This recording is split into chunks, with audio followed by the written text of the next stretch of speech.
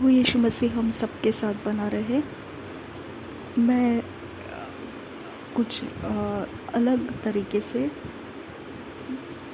आत्मिक सेशंस को चलाया जा रहा है। एक्चुअली जो हम 9 दिन के अन्य भाषा के प्रार्थनाओं के साथ चल रहे थे, फिर उसके बाद हम अभी बाइबल स्टडी को हम ज़्यादा कर रहे हैं, क्योंकि सिर्फ प्रार्थना और बाइबल स्टडी नहीं, तो हमारा जैसे हम सुनते हैं कि अंकुर नरोला मिनिस्ट्रीज़ में जब प्रचार किया जाता है, बताया जाता है कि हमने सिर्फ प्रार्थना करने से और वचन अंदर नहीं लेने से गर्मी बढ़ जाती है प्रार्थना से, और वचन अंदर से हमको बैलेंस्ड रखता है, ठंडक रखता है।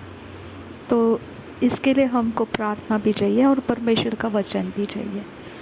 तो मैंने वो समय निकाला कि हमने परमेश्वर के वचन का अभ्यास करते हुए आगे जाना है।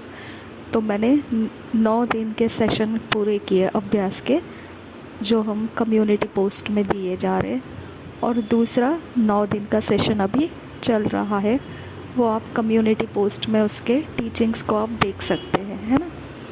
तो मैंने कुछ लोगों को कम्युनिटी पोस्ट में जब मैं वचन को पोस्ट कर रही हूँ, अपलोड कर रही हूँ, तो वहाँ पर कमेंट बॉक्स में वो अपनी तरफ से कुछ वचन को लेकर आके वहाँ पे कॉपी पेस्ट करके लाते हैं और वहाँ पर पेस्ट कर देते हैं। ओके, तो मैंने मना कर दिया है, ऐसा नहीं करना है आपने, क्योंकि टीचिंग ये एक ऐसा विषय रहता है ना कि जहाँ पे हम सिर्फ सुनने वाले लोग होना चाहिए। टीचिंग का महत्व कब आता है? जब कोई सुनने वाला है। ओके, टीचिंग वो विषय नहीं है जिसे हम डिस्कशन कहते हैं। ओके, टीचिंग में इंसान कंसंट्रेट करता है, ध्यान लगाता है और सुनता है और ग्रहण करता है, और अपने दिमाग को वो भर रहा होता है। तो वहाँ पे अगर 10 लोगों की आवाज़ें आएगी तो सुनने वाला क्या सुनेगा, है ना।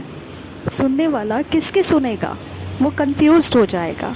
ठीक है, तो अगर 10-12 प्रोफेसर इकट्ठे बैठे हैं और स्टूडेंट सिर्फ 1 या 2 ही है, तो वो स्टूडेंट कंफ्यूज हो जाएगा, सुने तो किसकी सुने। बराबर है, सब एक ही विषय पर बात कर रहे हैं, अपने अपने दिमाग से वो अपनी अपनी बातों को सामने ला रहे हैं, लेकिन 1 या 2 ही स्टूडेंट को हम 10 लोग सुनाएंगे तो वो सुनेगा तो क्या पाएगा उसके अंदर से। ठीक है, इसकी वजह से सिखाने वाले का हमेशा एक ज़िद्दी आत्मा रहता है कि तुम बीच में मत पड़ो। ठीक है, तुम बीच में मत आओ। क्यों? क्योंकि जो सीख रहा है वो कंफ्यूज हो जाएगा। ठीक है, जब हम स्कूल में भी देखते हैं तो हम एक ही टीचर से एक सब्जेक्ट सीख रहे होते हैं। अगर हम देखेंगे एक ही सब्जेक्ट को, वही लेसन को 10-12 टीचर्स आकर सिखाएंगे, तो वो इंसान का दिमाग तो भर जाएगा जो सीख रहा है, लेकिन इस्तेमाल करते समय वो समझ नहीं पाएगा कि मैंने कौन से टीचर के नोट्स को इस्तेमाल करना है। उसके पास सब कुछ रहेगा लेकिन वो इस्तेमाल नहीं कर पाएगा। ठीक है, तो उसके पोटेंशियल को हम सप्रेस कर देते हैं, उसकी बढ़ोतरी को, उन्नति को हम मुश्किल में डाल देते हैं, संघर्ष में डाल देते हैं।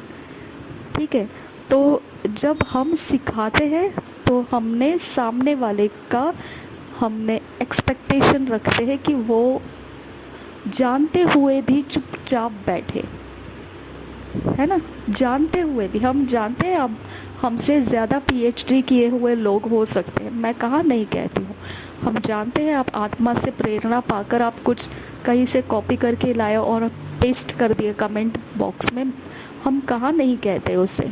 हम जानते हैं आप पवित्र आत्मा के सिखाए और चलाए हुए लोग हैं, जानते हैं, लेकिन वहाँ पर आपको अपने ऊपर कंट्रोल रखना है। जहाँ पर एक इंसान सिखा रहा है, वो उसके सीखने वाले लोगों के लिए उसका ध्यान सीखने वाले लोगों के ऊपर रहता है और सीखने वाले लोगों का ध्यान सिखाने वाले के ऊपर रहता है। वहाँ पर डिस्कशन नहीं रहता है। डिस्कशन में जब हम बैठते हैं, गपशप लगाने जब हम बैठते हैं, वहाँ पर 10 प्रोफेसर इकट्ठे हैं और एक ही सीखने वाला इंसान है, तो भी गपशप के दौरान बहुत मज़ा आ जाता है जब 10 प्रोफेसर के बीच में एक स्टूडेंट 10 प्रोफेसर्स की बातों को सुन रहा है।